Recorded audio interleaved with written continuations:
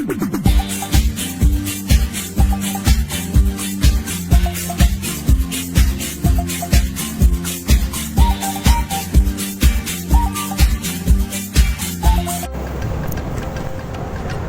আজ বেরিয়ে পড়েছি খুব সকাল সকাল, ভোর 4টেয় উঠে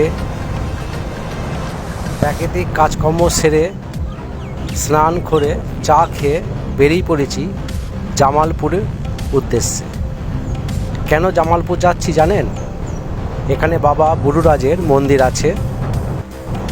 এই বৈশাখী পূর্ণিমায় এইখানে বিশাল বড় পুজো হয়, বাবা বুড়ুরাজের গাজন হয়। এখানে প্রচুর ভক্তি, যেগুলো আপনারা সন্ন্যাস বলেন, সন্ন্যাস হয় কামা এখানে গাজনে। তাই আমরা বেরিয়ে পড়েছি জামালপুরের উদ্দেশ্যে। চলুন আজকে জামালপুরের মন্দির আপনাদের দর্শন করা। আমরা যাচ্ছি এখন শিমুলডাঙ্গার ওপর দিয়ে। এটা হচ্ছে পাটুলি স্টেশন চলে এসেছি আস্তে আস্তে। সকালের প্রকৃতির শোভা খুব সুন্দর, হাওয়াও খুব মিঠা হাওয়া। আমরা পরিবার নিয়ে বেরিয়ে পড়েছি।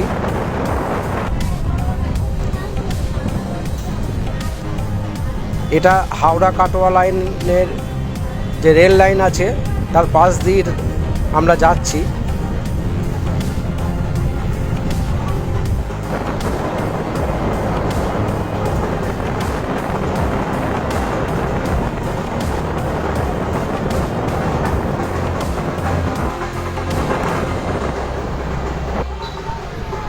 এটা পাটুলি বাজার।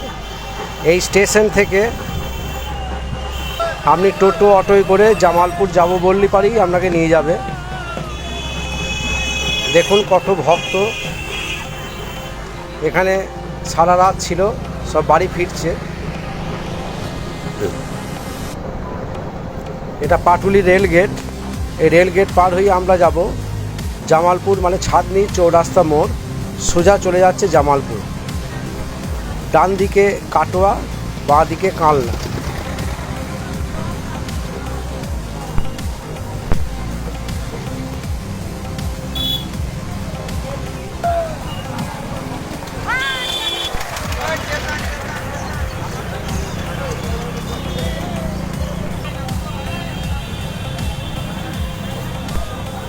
এটা ছাদনির মোড়।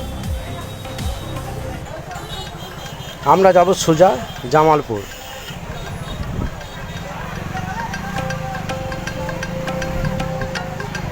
ডান দিকটা কাটোয়া, বাঁ দিক কালনা।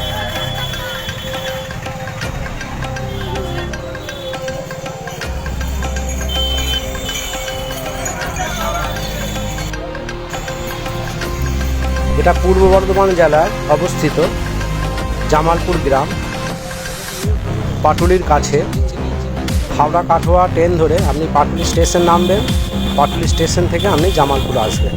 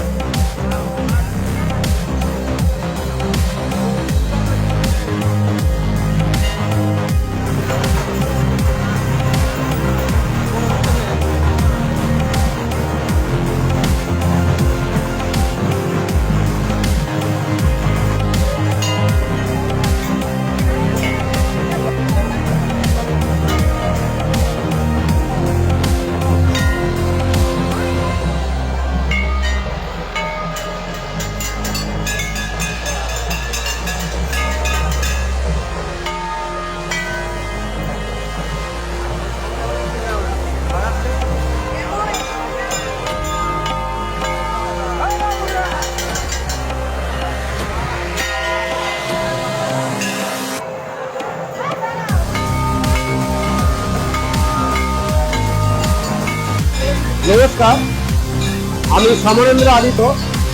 আপনারা দেখছেন আদিত্য ভিডিও ব্লগ। আমরা এসে গেছি জামালপুরের বাবা বুড়োরাজ মন্দিরে। এই হচ্ছে সেই মন্দির। মন্দিরটাকে একবার দেখে দাও। এখানে এবছর প্রায় লক্ষাধিক সন্ন্যাসী হয়েছে, মানে বাবুরাজের দাদিনে তাকানোর জন্য। আর কয়েক লক্ষ লোক হয়েছে ভক্তের আগমন। এখানে সারা রাত ধরে কয়েক হাজার বলি হয়েছে এখানে। চলুন দেখিনি মন্দিরটা আমরা।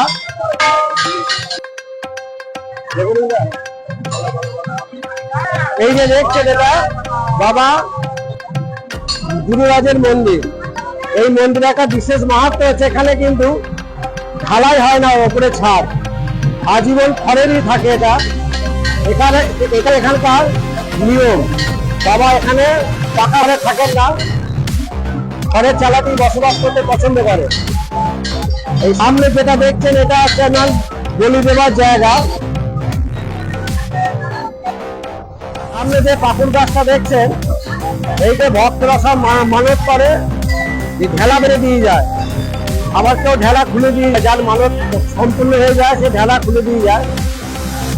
মন্দিরের আশেপাশে সব পুজোর জ্বালানি সাজিয়েছে পুজো দেওয়ার জন্য।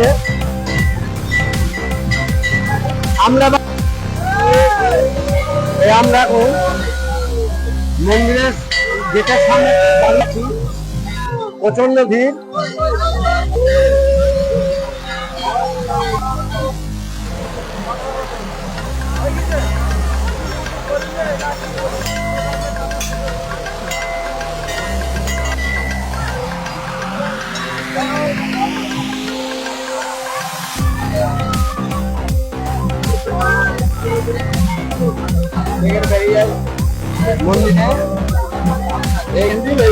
বাবার পুজো চলছে, আমরা চলে এসেছি মন্দিরের মধ্যে।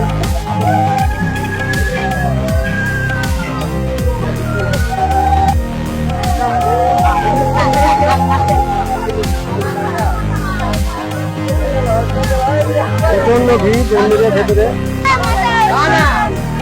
এই দেখুন, পুরো খড়ের চাল দিয়ে পুরো মন্দিরটা করা। এখানে ঢালাই হয় না, ঢালাই ছাদ নেই। এটা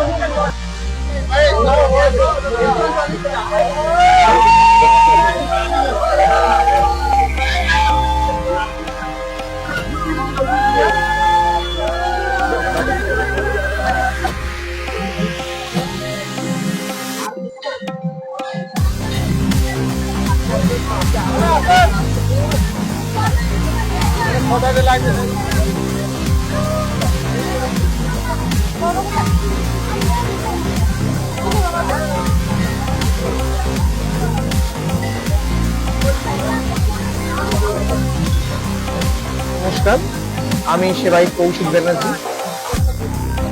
তার বিষয় হচ্ছে এই বুড়োরাজ মন্দির কত বছরের পুরনো এটা কেউ এখনো পর্যন্ত বলতে পারেনি। তবে আমাদের যেটা শোনা কথা, যে এখানে কৈনল্য স্বামী, যিনি জপের মাধ্যমে জরার পথ বন্ধ করে দিয়েছিলেন, তিনি এখানে জপ পর্যন্ত করে গেছেন। আমাদের এখানে 8-10 পুরুষ হয়ে গেছে। এখানে যোগী ঘোষ বলে একজন ঘোষ ছিল, যিনি বুড়োরাজ দর্শন পেয়েছিলেন। তারপর মধুসূদন চট্টোপাধ্যায় এর পুজো করতেন। তারপর থেকে আমাদের আস্তে আস্তে মধুসূদন চট্টোপাধ্যায়ের মাতৃকুলের অংশ থেকে আমরা এখানকার সেবায়িত হয়ে যাই। সেখান থেকেই আমাদের এই পুজো পাঠ শুরু হয়। এই বুড়োরাজ অনাদিলিঙ্গ শিব স্বয়ংভূ নিজে যে আবির্ভাব হয়েছেন, এবং আপনি দেখতে পাবেন যে এই বুড়োরাজের একটা অকল্পনীয় জিনিস, যেটা আপনি বিশ্ব ব্রহ্মাণ্ডে পাবেন না। সেটা হচ্ছে কি, যে মায়ের অংশ একটা গৌরীপট্টায় যেটা হয়, সেটা হয় সম্ভবত উত্তর দিকে সমস্ত শিবে। আর ইনার যে গৌরীপট্টের অংশ, ইনার পূর্বমুখী। এবং ইনাকে যে বেলপাতা দেওয়ার নিয়ম, সেটা অন্যান্য শিবকে ঠিক করে দেয়, ইনাকে সোজা করে দিতে হয়। এবং প্রত্যেক শিবের যে গাজন হয়, সেটা হয় চৈত্র মাসে, ইনার গাজন হয় বৈশাখ মাসে, এই বৌদ্ধ পূর্ণিমার সময়। এটাই হচ্ছে বাবার গাজন। একদম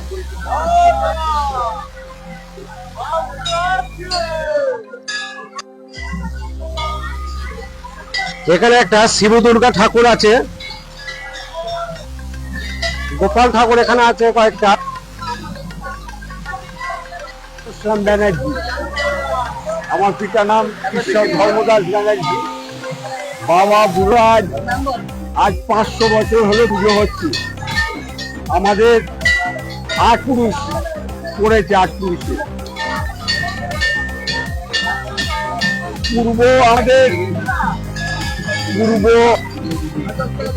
পূর্ব আমাদের যে বাড়ি ছিল সেটা নদিয়ায়, ধর্মদায়। হ্যাঁ, বলেছি আমার নাম ঘনশ্যাম ব্যানার্জি।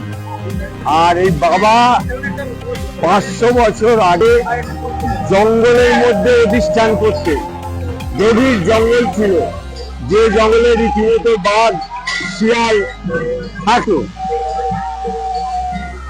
এইখানে এক ব্রাহ্মণ ছিলেন মধুসূদন চট্টোপাধ্যায় বলে। মধুসূদন চট্টোপাধ্যায় সেই সময় জামালপুরে বাস করতেন। আর আমাদের পাশের গ্রাম নিমদহে যদু ঘোষ বলে একটা ঘোষ ছিল। সেই ঘোষের তখনকার দিনে অবস্থা ভালো ছিল। তা গরুর পাল নিয়ে জামালপুরে আসতে জঙ্গলে চড়াতে। একটা গরু, একটা গাভীর বাচ্চা হয়েছিল। সে কিছুদিন ধরে দুধ পায় না। সে ঘোষের ছেলে তো সাহস আছে, লাঠি নিয়ে এই জঙ্গলে চলে আসা গরুটা ভেতর চলে আসছে। ঘোষ দেখে যে গরুটা বাবা যেখানে অভিযান করছেন ওইখানে দাঁড়িয়ে গরুটা, আর আপনি বাঁধ থেকে দুধ পড়ছে। ও গরুটাকে মারধর করে নিয়ে চলে যায়। সেই রাতে ও স্বপ্নটাকে যে বাবা বলছে যে আমি এখানে আছি, তোর গরুর দুধ আমার মাথাতেই পড়েছে। আর এই যে মধুসূদন চট্টোপাধ্যায় ব্রাহ্মণ ছিলেন, তিনি সদাদেশ পান যে আমি এখানে আছি, আমার পুজোর ব্যবস্থা কর। আমার পুজোয় কোনো আড়ম্বর থাকবে না, মাটির ঘর, খড়ের চাল, হ্যাঁ, এটি আমি অনুষ্ঠান করব। আর আমার পুজোর কোনো আড়ম্বর নেই। 3 কেজি চালের, হাতের চালের নৈবেদ্য, ফলমূল দিয়ে প্রতিদিন নৈবেদ্য করে পুজো হবে। আর যে ঘোষের গরুতে দুধ দিত, ওই ঘোষ প্রতিদিন এসে এই সন্ধ্যা আরতি হওয়ার জন্য দুধ দিয়ে যেত বাবাকে। ওই ঘোষের দুধই সন্ধ্যা আরতি হতো। সেই নিয়ম এখনো আছে, আমরা দুধ কিনে দিই। সেই ঘোষের আর বংশধরেও নেই। হ্যাঁ, এইবার ওই ঘোষ পরের দিন সকালে এই চ্যাটার্জি ব্রাহ্মণের কাছে চলে আসে, এসে বলে, ঠাকুর বাবা, আমি স্বপ্ন দেখেছি যে বাবা আমাকে স্বপ্ন দিচ্ছে। বলছে, তোর চিন্তা আমি সব জানি, বাবা পুজোর ব্যবস্থা করতে হবে। উনি যে ব্রাহ্মণ ছিলেন, উনি এই বাবার জায়গাটা পরিষ্কার করে মানে পুজোর ব্যবস্থা করেন। পুজো হয়। আস্তে আস্তে ভক্তরা আসে। তখনকার দিনে যেসব কঠিন ব্যাধি ছিল, হ্যাঁ, সেইগুলো বাবার কাছে হত্যা দিয়ে সেগুলো নিরাময় হতো। কেউ 24 ঘন্টার মধ্যে স্বপ্নাদেশ পেত, কেউ 2 দিন পরে পেত। হ্যাঁ, কঠিন রোগে মুক্তি পেয়ে যেত। বাবার প্রচার আস্তে আস্তে হতে লাগলো, অক্ষর সমাবেশ বেশি হতে লাগলো। এইভাবে বাবার পুজো চলে আসে। আজ আমাদের 8 পুরুষ করে। এবছরে ভক্ত মানে বাবার যে সন্ন্যাসী ভক্ত, ওটা আজকে বলা যাবে না যে 5000 হয়েছে না 10,000 হয়েছে। ওটা ওই আগামী দিন উচুরিটা যেটা করে ওইটা খোলা হয়, ওই দিনকে একটা আইডিয়া করা যায় এই রকম হয়েছে। সে 5000 হয়েছে কি 10,000 হয়েছে। দাইহাট আমার দিদি বাড়ি ছিল। ওই যে আপনার হাই স্কুল গেটে যে পুরনো তিনতলা বাড়িটা, আমার টাইমসাইয়ের নাম ছিল মোটো ভট্টাচার্য, হ্যাঁ, জামাইবুর নাম ছিল গৌরীশঙ্কর চ্যাটার্জি, ওনার ওখানকার খুব নাম করা চালু ছিল। তো যাই হোক, দাঁড়িয়াতে যখন বাড়ি এমন কিছু দূরে নয়। আগামী বছরে বলে রাখলাম, বাবা ভালো রাখুক আপনাকে, আপনি চতুর্দশীর দিন আসবেন, বিকালে চলে আসবেন। ওই সন্ন্যাসীরা যখন পুজো করতে বসে, ওইটা একটা দেখার জিনিস, যেটা অন্য কোথাও পাবেন না। পশ্চিমবাংলা কেন, পশ্চিমবাংলার বাইরেও নেই। হ্যাঁ, ওটা একটা ভীষণ দেখার জিনিস। অর্থাৎ এই বাবার টোটাল এলাকাটা সন্ন্যাসীরা ছট দেব নিয়ে বসে এবং ব্রাহ্মণ দ্বারা পূজিত হয়। এটা একটা দেখার জিনিস, না দেখলে না মানে উপলব্ধি করা যাবে না। তো আমি সেই জন্য এই বছরে বলে রাখলাম, আগামী বছর আপনি চতুর্দশীর দিন আসুন, বিকালের পরে। হ্যাঁ, এটা বলে রাখলাম।